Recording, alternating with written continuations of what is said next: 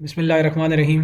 Welcome back viewers to the 8th session of Python boot camp. और आज हम variables को लिखने के जो रूल्स हैं उन पर थोड़ी बात करेंगे और थोड़ी सी एग्जांपल्स भी करेंगे। लास्ट सेशन में हमने एक छोटी सी कुछ एग्जांपल्स देखी थी जिसमें कि हमने एक डाटा टाइप को एक वेरिएबल के अंदर स्टोर करके देखा और फिर उसको प्रिंट करके चेक किया कि उसकी वैल्यूज़ क्या आती हैं, और हमने रीअसाइनिंग भी की थी। उनमें आज मज़ीद भी बात करेंगे, लेकिन उससे पहले आपको पता हो कि आप वेरिएबल के नाम जो रखते हो, जिस तरह हमने ए रखा था, उसके क्या तरीक़ाकार हैं। तो ये आपके सामने कुछ पॉइंट्स हैं, ये आपको पता होने चाहिए कि जो नेम है वेरिएबल का जिसमें आप कोई डाटा टाइप रखने जा रहे हैं वो कोई नंबर नहीं हो सकता, वो किसी उसके अंदर कोई स्पेस नहीं हो सकता। हाँ, आप अंडरस्कोर का जो साइन है ये यूज़ कर सकते हैं, ये करना चाहिए भी। इनफैक्ट इससे आसानी होती है समझने में, और ये आपको मेमोराइज़ करने की ज़रूरत नहीं है। आप जैसे जैसे प्रैक्टिस करते हैं आपको ऑटोमेटिकली, जब आप प्रैक्टिस करते हैं तो वहाँ पर आपको पता चल जाता है कि कौन से नहीं रखने चाहिए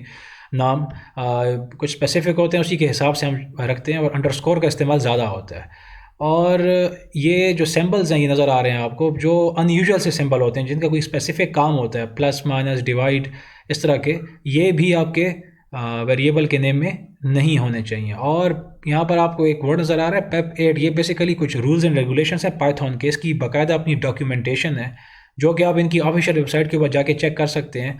और पाइथन की जितनी भी कोडिंग्स हैं, हर एक कोडिंग करने के जो तरीके हैं, जो बेस्ट प्रैक्टिसेस हैं, वो यहाँ पर डिफाइन किए गए हैं। Now you do not need to memorise all these rules, but you can check these rules in later time in the Python official website or documentation. So, और the names are lower case with underscores, यानी कि वो ये कह रहा है कि it's considered best practice that names are lower case with underscores, यानी कि सबसे बेहतरीन तरीका ये है कि वो जो ऑब्जेक्ट्स या वेरिएबल के नेम्स हैं वो लोअर केस में हो, यानी कि स्मॉल ABC ऐसे हो, और अंडरस्कोर्स उसमें इस्तेमाल हो, जैसे कि मैंने आपसे कहा अंडरस्कोर करना चाहिए। इसके अलावा कुछ बिल्ट इन कीवर्ड्स होते हैं, ये आपको पता हो। बिल्ट इन का मतलब होता है एक ऐसे अल्फाज पाइथन के अंदर जिनका कोई और काम भी है। ठीक है, कोई और काम भी है। मिसाल के तौर पर ये हम आगे देखेंगे, लिस्ट LIST और STR, ये हमने अपने शुरू के सेशंस में जब हम डाटा टाइप्स पढ़ रहे थे वहाँ पर अपनी ये चीज़ देखी थी। और ये जो दो वर्ड्स अब नज़र आ रहे हैं, और इसके अलावा और भी बहुत से हैं जो कि कुछ मायने देते हैं पाइथन में, जिनका कोई और फंक्शन है, उसको भी आप इस्तेमाल करने से अवॉइड करें, वो आप ना करें, क्योंकि वो फिर ओवरलैपिंग होगा और मसला आएगा। इसके अलावा एक बेस्ट प्रैक्टिस ये है कि लोअर लेटर L, यानी कि जो L है आप, ठीक है, L को अगर लोअर केस में आप लिखें तो इस तरह आपको नज़र आएगा, O को अपर केस में लिखें तो ऐसे नज़र आएगा, और इसके अलावा अगर I को अपर केस में लिखें तो वो भी आपको ऐसे नज़र आएगा। तो ये भी आप अवॉइड कर सकते हैं, करना चाहिए। ये वो रूल्स हैं जो कि फ़ॉलो किए जाते हैं किसी भी वेरिएबल को लिखते वक्त। ठीक है, तो इन शॉर्ट अगर आसान बता दिया जाए तो आप ये याद रखें कि लोअर केस यूज़ करें और अंडरस्कोर, ये अभी हम करते भी हैं। और ये जो लास्ट पॉइंट मैंने आपको बताया, इसके कहने का मकसद ये था कि अगर आप O को अपर केस में लिखते हो ऐसे, या I को L को लोअर केस में आप ऐसे लिखते हैं जो आपको नज़र भी आता है, और यहाँ पर अगर हम लिखें तो ये देखें, ये देखें मैंने L लिखा है, ये ठीक है, ये L है लोअर केस में, और अगर मैं अपर केस में I लिखूँ तो ये देखें ये ऐसे है, ठीक है, और अपर केस में O लिखूँ तो ये ऐसे है। ये लिखने से क्यों आप बचें, ना लिखें, क्योंकि ये बाज़ औक़ात कन्फ्यूज़ किया जा सकता है 1 और 0 के साथ। हालांकि अगर आप ध्यान से पढ़ो तो बंदे को पता चल जाता है कि इसमें ये है, लेकिन अगर तेज़ी के साथ कोई कोडिंग कर रहा है तो वहाँ पर ये गलती हो सकती है, तो अवॉइड करना चाहिए। इसको यूज़ कर सकते हैं लेकिन अवॉइड करना चाहिए, इनको भी अवॉइड करना चाहिए, ठीक है, क्योंकि बाज़ औक़ात ये अगर आप उस कोडिंग के अंदर, अवॉइड का वर्ड क्यों यूज़ हो रहा है, देखें अवॉइड का वर्ड इसलिए यूज़ हो रहा है कि अगर आपकी कोडिंग है उसमें आप लिस्ट और स्ट्रिंग के जो बिल्ट इन वर्ड्स हैं इनसे कुछ काम नहीं ले रहे, और इनका सिर्फ एक ही काम आप ले रहे हो एज अ वेरिएबल, तो तब तो कोई मसला नहीं होगा। लेकिन एक ही कोड के अंदर आप इनका जो अपना काम है पाइथन का वो भी ले रहे हैं, और साथ फिर यही वर्ड आपने यूज़ कर लिया वेरिएबल के लिए, फिर मसला होगा। ठीक है, तो इसलिए अवॉइड इनको करना चाहिए। अब आ जाते हैं डायनामिक टाइपिंग। देखें डायनामिक टाइपिंग का थोड़ा सा कॉन्सेप्ट मैंने आपको बता दिया था। डायनामिक टाइपिंग का मतलब ये होता है कि एक वेरिएबल को आप मुख्तलिफ डाटा टाइप्स सेव करने के लिए इस्तेमाल कर सकते हैं। मिसाल के तौर पर मैं एक वेरिएबल लिखता हूँ my_keys। अब यहाँ पर देखें ये पूरे का पूरे एक वेरिएबल है, वेरिएबल नेम है, तमाम शॉर्ट वर्ड्स में है, ठीक है, स्मॉल लेटर्स में, और अंडरस्कोर मैंने लिख दिया, ये बेस्ट प्रैक्टिस होती है। और यहाँ पर लिखता हूँ 10, तो क्या किया, ये एक डाटा टाइप है, ठीक है, इंटीजर है, और इसको आप ऑब्जेक्ट भी कहते हैं। और इसको आपने सेव कर दिया इस वेरिएबल के अंदर my अंडरस्कोर कीज़ के अंदर, और इसको मैंने क्या किया, रन किया। ये रन हो चुका है, ठीक है, ये रन हो चुका है, यानी कि इस वक्त my अंडरस्कोर कीज़ के अंदर आपकी जो वैल्यू है वो 10 आ चुकी है। अच्छा, यहाँ पर नीचे तो नोट्स हैं, लेकिन अगर आप चाहते हैं कि इसके नीचे एक और सेल आ जाए जिसमें कि आप अपना कोड लिख सकें, तो इस सेल को सेलेक्ट करें और ये देखें आप यहाँ पर ऐड का बटन प्रेस करेंगे तो आप इसको बआसानी एडिट भी कर सकते हैं, यानी कि नीचे सारे जो नोट्स या हेडिंग्स हैं उनको मिटाने की या हटाने की ज़रूरत नहीं है। तो मुझे अगर my अंडरस्कोर कीज़ की वैल्यू प्रिंट करनी है तो बहुत सिंपल है, my अंडरस्कोर कीज़ में यहाँ पर लिखा और रन किया तो देखें वो आपको 10 बता रहा है। अगेन मुझे यहाँ पर कुछ, चले मैं अपने लिए ज़्यादा सेल्स ले लेता हूँ। तो इस वक्त my अंडरस्कोर कीज़ जो वेरिएबल है इसमें 10 है, तो मैं क्या करता हूँ, मैं my अंडरस्कोर कीज़ जो वेरिएबल है इसमें मैं अब एक डाटा टाइप रखता हूँ, ज़रा और से देखिएगा, ठीक है, gold for example and silver. अब थोड़ा सा मैंने एग्जांपल्स चेंज किए, अभी आहिस्ते आहिस्ते इस तरह ही एग्जांपल्स चेंज होंगी ताकि आप थोड़ा सा फ्लो में आ जाएं।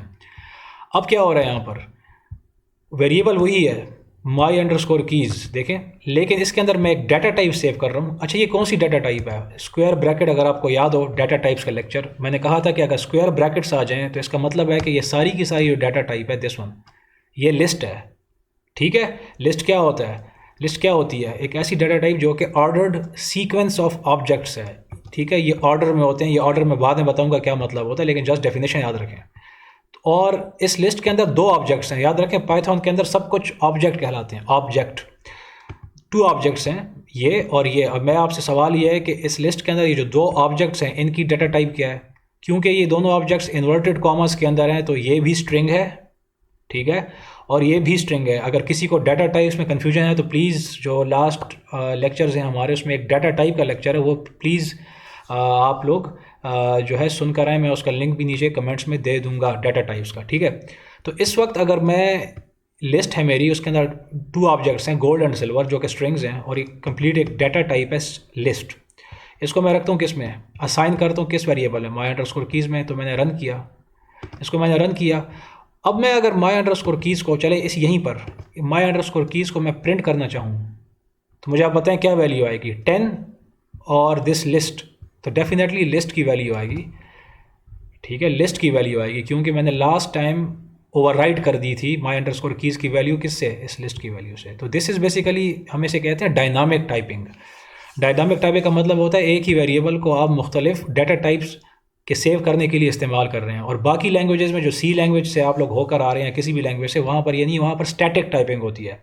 स्टैटिक टाइपिंग का मतलब ये होता है कि अगर आपने ये वेरिएबल इसको असाइन करने के लिए यूज़ कर लिया, तो इसको अगर आप दोबारा किसी और वैल्यू के लिए असाइन करने के लिए इस्तेमाल करोगे तो एरर देगा वो। पाइथन में ऐसा नहीं है, ये इसकी बहुत बड़ी एक आसानी वाली बात है जिससे आप आसानी कोडिंग कर सकते हैं। मुझे सेल्स इस वक्त ज़रूरत नहीं है तो मैं इसको यहाँ से, ये साथ साथ मैं छोटी छोटी चीज़ें भी आपको बताता जाऊँगा। इसके बाद असाइनिंग वेरिएबल्स, अगेन ये तो वही पुरानी बात थोड़ी सी मैं आपको बता दूँ, यहाँ पर हो भी चुकी। असाइनिंग वेरिएबल्स यानी कि a is equal to 5, this is sorry is equal to 5, is equal to मुझे नहीं कहना चाहिए, आप कह सकते हैं असाइन हम कर रहे हैं। रन किया, ठीक है, मैं यहाँ पर कुछ सेल्स ले लेता हूँ। और तो बेसिकली वो ये कह रहा है कि this is the name of the variable, इस साइड पे जो लेफ्ट साइड पे दिस इज़ द नेम, और ये होता है आपका ऑब्जेक्ट, यानी कि जो डाटा टाइप है वो आपकी ऑब्जेक्ट होती है। और जब ये आप असाइन कर देते हैं इस नेम को, तो ये नेम एक वेरिएबल है, तो ये भी ऑब्जेक्ट ही कहलाता है। और ये जो नॉर्मल असाइनिंग वेरिएबल्स हैं ये हमने देखा था अपने लास्ट सेशन के अंदर। ये बेसिकली एन असाइनमेंट ऑपरेटर, ये आपको याद हो, ये आहिस्ता आहिस्ता ऑपरेटर्स के जिक्र भी आ रहा है। और यहाँ पर एक आखिरी चीज़ आज के सेशन में वो ये है कि रीअसाइनिंग वेरिएबल्स ये क्या होता है। ये बेसिकली हमने देख तो लिया यहाँ पर ऊपर डायनामिक टाइपिंग में कि ये यहाँ पर क्या हुआ कि my अंडरस्कोर कीज़ में आपके पास 10 था और फिर आपने इसको दोबारा रीअसाइन किया एक लिस्ट की वैल्यू। तो दिस इज़ बेसिकली रीअसाइनिंग वेरिएबल्स, लेकिन यहाँ पर मकसद एक और, कुछ और ऑपरेटर्स हैं वो आपको बताना है। देखिए इस वक्त ए में क्या है, ए में इस वक्त क्या है, मैंने रन किया ना इसको, तो ए में 5 आ चुका है। तो मैं अगर इसको ऐसे करूँ ए असाइन, आप अपनी आसानी के लिए इक्वल बोल सकते हैं लेकिन इसको असाइनमेंट ऑपरेटर कहते हैं, a+5, ठीक है। मैं क्या कह रहा हूँ कि ए में जो वैल्यू है इसमें 5 प्लस करके उससे जो रिज़ल्ट आएगा वो ए में रख दो। तो ए में क्या है इस वक्त 5 है, और 5 जमा 5 क्या हो जाएगा 10, वो 10 इस ए में आ जाएगी आप, ठीक है। इसको मैंने रन किया। अब अगर मैं दोबारा से ए लिखता हूँ और रन करता हूँ तो अब मुझे A5 शो नहीं होगा, क्योंकि ए की वैल्यू अपडेट हो चुकी है, आपने रीअसाइन कर दिया उसको, ठीक है। ए इज़ इक्वल टू आपका ए में 10 आ गया। तो ये काम आप एक और तरीके से भी कर सकते हैं। आप कैसे कर सकते हैं, इस वक्त ए में याद रखें 10 आ चुका है, ए प्लस इक्वल टू 10, ठीक है। ए प्लस इक्वल टू 10 यानी कि वो ये कह रहे हैं कि ए में जो कुछ है, ठीक है, ए में जो कुछ है क्या है, 10 है, उसमें प्लस कर दो क्या, 10, और रिज़ल्ट को दोबारा ए में रख दो। यही काम हो रहा है, यही काम, ठीक है। मैं अगर इसको आसान कर दूँ, वही कर दूँ, तो दोबारा 5 ये। तो ये दोनों दीज टू बेसिकली कमांड्स और codes are the same things, ठीक है। तो ए में इस वक्त 10 है, 10 में मैं प्लस कर रहा हूँ 5, तो 10 प्लस 5 हो जाएगा आपका 15, और वो 15 दोबारा ए में आ जाएगा। अब अगर मैं ए लिखता हूँ और रन करता हूँ तो देखें 15 हो रहा है। समझ आ रही है बात की। इसी तरह से आप क्या कर सकते हैं, ए माइनस इक्वल 5, क्या मतलब, ए में जो कुछ है उससे 5 माइनस करके उससे जो आंसर आता है उसको दोबारा ए में रख दें। ए में क्या है इस वक्त 15 है, 15 माइनस 5 10, और उस 10 को दोबारा ए में रख दो। तो मैंने इसको रन किया, और अब जब मैं ए की वैल्यू चेक करता हूँ, या यहाँ पर भी आप कर सकते हैं, दोबारा यहाँ पर इसी को चला लो, चलो, तो वो देखें 10 वहाँ पर शो कर रहा है। ज़रूरी नहीं कि आप नीचे चल कर ही इसको रन करें, ऊपर भी कर सकते हैं। That's the flexibility of Python, ठीक है। इसी तरह से आप जो है आपका जो क्वोशंट के लिए हम यूज़ करते थे /= ये आप यूज़ कर सकते हैं, और आप मल्टीप्लाई का भी कर सकते हो, ए मल्टीप्लाई इक्वल टू, तो ए में इस वक्त क्या है 10 को 2 से मल्टीप्लाई करेंगे 20, और वो 20 आपका ए में आ जाएगा। तो मैं अगेन जब ए को मैं रन करूँगा तो ये देखें आपके पास 20 आ रहा है। तो कहने का मकसद ये है कि रीअसाइनमेंट के बहुत से तरीके हैं।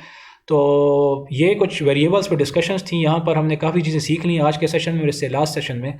मैं डाटा टाइप्स का लिंक आपको दे दूँगा नीचे डिस्क्रिप्शन में, वो आप ज़रूर देखिएगा जिसने वो नहीं देखा, और तब ये आप आगे इस लेक्चर को और इससे पहले लेक्चर्स को ज़रूर सुने। आगे इंशाल्लाह इसमें बड़ी इंटरेस्टिंग चीज़ें आ रही हैं, डाटा टाइप्स आ रही हैं, तो उस पर फिर मज़ीद हम बात करेंगे। Thank you very much, I will see you in the next session.